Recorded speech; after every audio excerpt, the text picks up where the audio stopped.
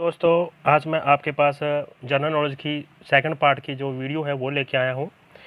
तो जैसे कि पहला पार्ट आप देख चुके होंगे, तो जैसा कि मैं अपनी चैनल पर ऐसी वीडियो लेकर आता रहता हूँ जो आपको सुपरवाइजर और अन्य एग्ज़ामों में काम आएंगी। तो आप इन वीडियो को लगातार देखते रहिए और अपने एग्ज़ाम की तैयारी करते रहिए। जैसे कि पहला ही क्वेश्चन है कि पास्कल इकाई है, उत्तर है जी दाब का। कंडेला मात्रक है जी, ज्योति तीव्रता का। शून्य से स्वतंत्र रूप से गिरने वाली वस्तु में त्वरण कैसा होता है? तो उत्तर है जी समान त्वरण होता है। यह जो प्रश्न है आपके, मैं एक बता दें तो आपको विज्ञान विषय के हैं जी। अगला प्रश्न है जी, न्यूटन का प्रथम नियम किस राशि को परिभाषित करता है? जी हाँ, न्यूटन का प्रथम नियम किस राशि को परिभाषित करता है? तो उत्तर है इसका जी बल। तो ऐसे ही प्रश्नों की मैं वीडियो आपके पास नियमित रूप से लेकर आता रहता हूं। यदि आपको मेरी वीडियो अच्छी लगे तो प्लीज़ लाइक ज़रूर कर देना और चैनल को ज़रूर सब्सक्राइब कर लीजिए, ताकि मैं आपके पास ऐसी और भी वीडियो लेकर आता रहूं। यदि यह वीडियो आपसे संबंधित नहीं है तो आपसे रिक्वेस्ट है कि आप इसको शेयर कर दीजिए, ताकि आपका कोई भाई बहन जिसके कि यह काम आ सके, वह पेपरों की तैयारी कर रहा है, एग्ज़ाम की तैयारी कर रहा है, तो उसके यह काम आ जाएगा। ये बहुत ही महत्वपूर्ण क्वेश्चन है जी, एग्ज़ाम में आने की पूरी संभावना है जी। आगे प्रश्न है जी, एक अश्व शक्ति बराबर होता है जी, उत्तर है 746 वॉट के। अगला प्रश्न है, चाबी भरी हुई घड़ी में कौन सी ऊर्जा होती है? तो उत्तर है जी यांत्रिक ऊर्जा। तो मैं अगर बात करूँ इन प्रश्नों की, तो ये जो हर विषय के हैं, मैंने जैसे आपको देख ही लिया होगा 4 in 1 कि 4 सब्जेक्टों की ये वीडियो है। जैसे कि अगला प्रश्न है, पृथ्वी का पलायन वेग क्या है जी? पृथ्वी का पलायन वेग क्या है जी? तो इसका उत्तर मैं आपको बताऊं, ये जो प्रश्न है ये मैंने चुन चुन के अलग अलग बुक्स में से लिए हैं जी। अगर चलिए उत्तर बता देता हूँ इसका। पृथ्वी का पलायन वेग क्या है? तो उत्तर है जी 11.2 किलोमीटर सेकंड। यानी कि पृथ्वी का जो पलायन करती है, घूमती है, उसका क्या वेग है? तो 11.2 किलोमीटर सेकंड है जी। आगे है जी, भारहीनता होती है। प्रश्न है जी हमारा, भारहीनता कब होती है? भारहीनता तब होती है जब गुरुत्वाकर्षण की शून्य स्थिति हो जाती है। आपको जैसे आपने थोड़ा बहुत पढ़ा होगा छोटी क्लासों में, 7वीं 8वीं में, गुरुत्वाकर्षण क्या होता है। तो गुरुत्वाकर्षण की स्थिति जब शून्य हो जाती है तब भारहीनता की स्थिति आ जाती है जी। फिर है जी, लैंप की बत्ती में तेल ऊपर बढ़ने का कारण क्या होता है जी? जैसे आपने देखा होगा कि जैसे ही हम लैंप जलाते हैं, उसमें बत्ती डाल देते हैं, तेल ऊपर चढ़ जाता है। तो उसका कारण है जी केशी कतव। केशी कतव के कारण होता है ये जो सारा कारण है केशी कतव के कारण ही संभव होता है ऐसा कि हम तेल की पत्ती डालते हैं तेल में, तो वो तेल उसके ऊपर चढ़ जाता है और हमारी जो लैंप है जल उठता है, और वह तब तक जलता रहता है जब तक उसमें तेल आता रहता है। तो ये प्रश्न जो है आपके पास नियमित रूप से लेके आता होता हूँ। आगे मेरा पार्ट जो है हरियाणा से संबंधित है जी, हरियाणा से सामान्य ज्ञान। तो हरियाणा के कौन से 3 लाल प्रसिद्ध हैं जी? हरियाणा के कौन से 3 लाल प्रसिद्ध हैं? तो नंबर 1 है जी देवीलाल, चौधरी देवीलाल जिसे हम कह देते हैं जी, बंसी लाल जी और भजन लाल जी। ये तीनों लाल जो हैं हरियाणा से संबंधित हैं जी, हरियाणा के लाल कहलाए हैं। इन्होंने हरियाणा के लिए बहुत काम किया जी। अगर ये ना होते तो आज हरियाणा का इस स्थिति पर ना होता जी, जहाँ आज हरियाणा पहुँच चुका है। हरियाणा के किस जिले में ग्राम सभा की संख्या अधिक है जी?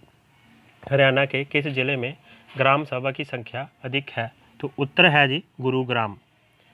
हरियाणा के किस जिले का नाम कपिल स्थल था? हरियाणा के किस जिले का नाम कपिल स्थल था? यानी कि जो पुराना नाम है, पौराणिक नाम है, पहले की बात कर रहा है कि ऐसा कौन सा जिला है हरियाणा का जिसका नाम कपिल स्थल था? तो उत्तर है इसका जी कैथल। जी हम कैथल को हम कपिल स्थल क्या देते हैं।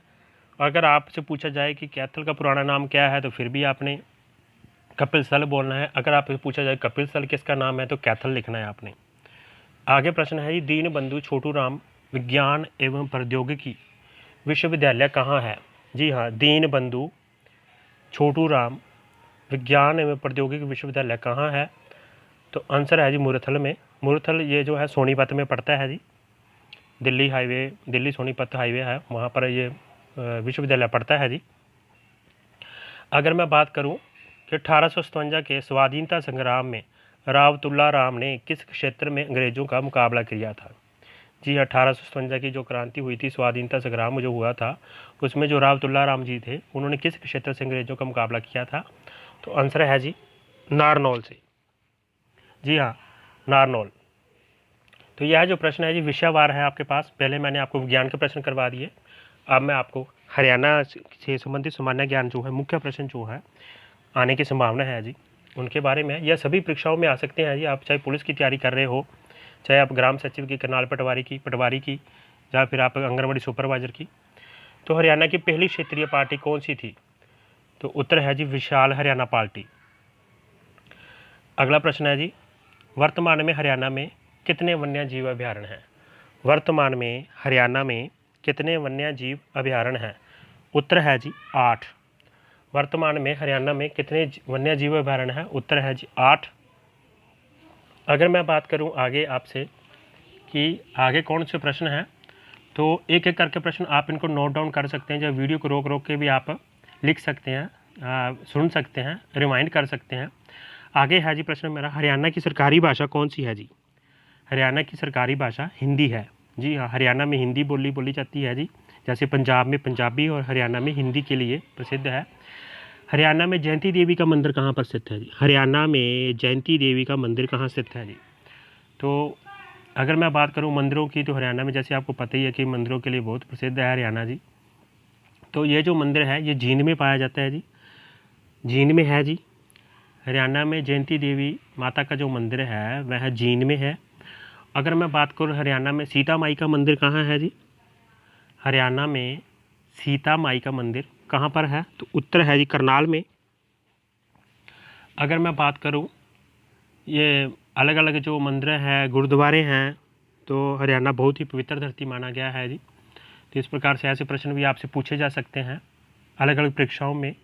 तो आप इन प्रश्नों की एक लिस्ट बना लीजिए, एक अलग से रफ कॉपी लगा लीजिए, उसमें आप अपने सारे नोट्स तैयार कर सकते हैं। आगे है जी, हिंदी साहित्य के आरंभिक काल को आचार्य रामचंद्र शुक्ल ने क्या कहा है? तो अब ये प्रश्न जो हैं हिंदी से संबंधित हैं आपसे लिए जी। तो उत्तर है जी वीरगाथा काल। फिर है जी तितली किसकी रचना है? तो उत्तर है जयशंकर प्रसाद। तितली जो एक कथा है, गद्य है, तो उसके बारे में किसकी रचना है? यह जयशंकर प्रसाद की है। सूरदास के गुरु कौन थे? तो उत्तर है जी वल्लभाचार्य जी। फिर है जी पंच परमेश्वर कहानी के लेखक कौन है? उत्तर है जी प्रेमचंद। बेताल पक्षी के रचनाकार कौन? बहुत सी मशहूर नाटक है, जैसे आपने बहुत लोगों ने देखा, तो इसके उत्तर है जी सूरती मिश्र। बेताल पक्षी बहुत मशहूर नाटक हुआ था जी, कभी आपने देखा भी होगा। तो इसके जो रचनाकार हैं सूरती मिश्र जी हैं। आगे प्रश्नों की बात करूं मैं, तो हिंदी का आदि कवि किसे माना जाता है? हिंदी का बहुत ही महत्वपूर्ण प्रश्न है जी, हिंदी का आदि कवि किसे माना जाता है? तो उत्तर है स्वयंभू। कामयानी किस प्रकार का ग्रंथ है जी?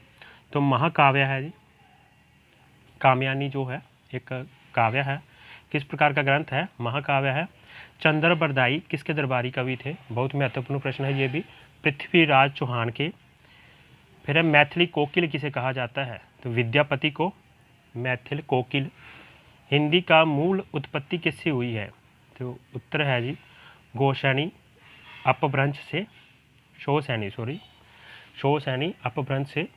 फिर है जी राज्यसभा के सभापति कौन है? यह करंट का प्रश्न आपका, एम वेंकैया नायडू है जी। भारत की राष्ट्रीय मिठाई कौन सी है जी? तो जलेबी है जी। ये आपका इंडिया जी की आ गया जी, भारतीय सामान्य ज्ञान तीसरा विषय मैं करवा रहा हूँ आपको। फिर है जी कैग परमाणु ऊर्जा संयंत्र कहाँ है जी? ये कर्नाटक में है जी। तो भारत का राष्ट्रीय नारा कौन सा है? श्रमेव जयते। और जादू सोना खान किसके लिए प्रसिद्ध है? यूरेनियम के लिए। भारत के किस राज्य में सबसे लंबी चोटी कंचनजंगा है? सिक्किम में। भारत के कौन से राज्य में अधिकांश मैग्नीज का उत्पादन होता है? उड़ीसा में। भारत का कौन सा राज्य नेपाल के साथ सीमा साझा नहीं करता है जी? अरुणाचल प्रदेश। नेपाल के साथ इसकी कोई सीमा नहीं लगती है जी।